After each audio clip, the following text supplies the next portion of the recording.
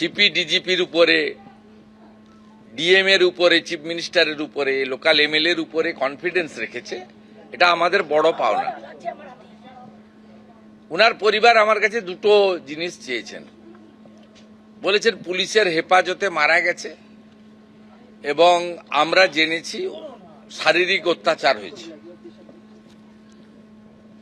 আপনাকে দোষী পুলিশদের বিরুদ্ধে কঠোর ব্যবস্থা নিতে হবে। দ্বিতীয়, উনি বলেছেন দুটো বাচ্চা আছে, উনি আর্নিং মেম্বার ছিলেন, এদের পড়াবো কি করে, আমি খাবো কি, আপনাকে আমার ভবিষ্যতের দায়িত্ব নিতে হবে আর বাচ্চাদের পড়ানোর দায়িত্ব। তৃতীয়টা উনি বলেননি, আমরা করেছি। আমি উনাদেরকে যেটা বলেছি সেটা আপনাদের বললাম, যে পুলিশের লকআপে বা হেফাজতে মারা গেছে, এটা তো দিনের আলোর মতো সত্যি। কতটা শারীরিক অত্যাচারে মারা গেছে বা কিভাবে মারা গেছে, এটা আমি বা ডিজিপি সাহেব বলতে পারবো না।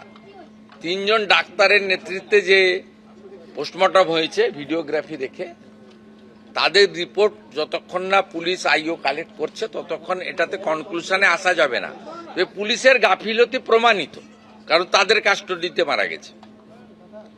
এবারে কতটা কি অত্যাচার করেছে ইন ডিটেলস পিএম রিপোর্টে পাওয়া যাবে। আমরা প্রাথমিকভাবে থানার আইসিকে ক্লোজ করছি পুলিশ লাইনে, আর আইও ইনভেস্টিগেটিং অফিসার তাকে সাসপেন্ড করছি। ম্যাজিস্ট্রেরিয়াল ইনকোয়ারি এক্ষেত্রে প্রোটোকল ম্যান্ডেটারি। সাধারণত ডেপুটি ম্যাজিস্ট্রেট লেভেলে বা এসডিও লেভেলে ইনকোয়ারি হয়। আমরা এক্ষেত্রে ঘটনার গুরুত্ব অনুভব করে এবং পরিবারের দাবি মেনে উত্তর 24 পরগনা জেলা শাসক মহোদয়াকে ম্যাজিস্ট্রেরিয়াল ইনকোয়ারি করার জন্য দায়িত্ব দিচ্ছি। চিফ সেক্রেটারি বিকালের মধ্যে তার নোটিফিকেশন বের করে দেবেন, অফিসিয়াল অর্ডার বের করে দেবেন, আমি ফিরে গিয়েই করে দেবো ফাইলে সই। সেকেন্ড হচ্ছে, ওর পরিবারকে আমি হোম মিনিস্টার, বছরে 3টে অ্যাটেন্ডেন্ট পাই। আমি ওর স্ত্রীকে আমার অ্যাটেন্ডেন্ট হিসেবে চাকরি দিলাম। উনি শোক কাটিয়ে ওঠার পরে লোকাল থানার সঙ্গে অ্যাটাচ থাকবেন এবং 12 মাস 15,000 টাকা করে এরা পায় অ্যাটেন্ডেন্ট। 12 মাস কমপ্লিট হলে গ্রুপ ডিতে পার্মানেন্ট হয়ে যায়, কারণ বাকি চাকরি তো পরীক্ষা দিয়ে হয়, আমরা তো ভাবে চাকরি দিতে পারি না। C agreed.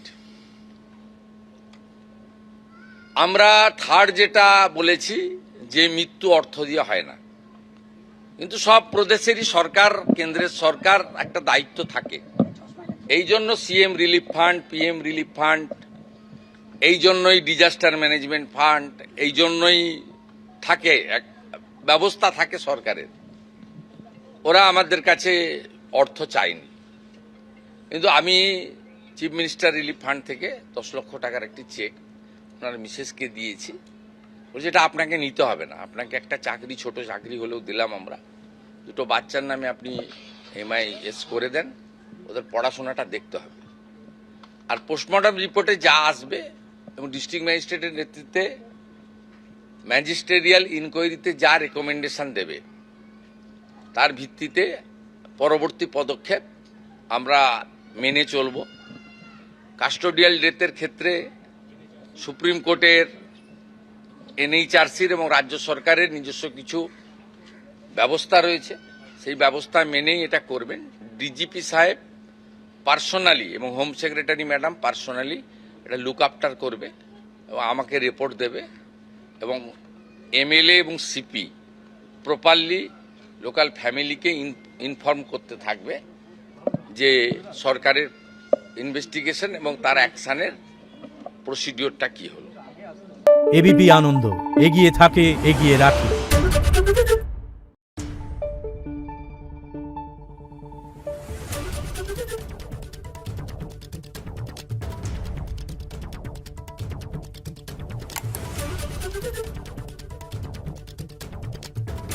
Thank you.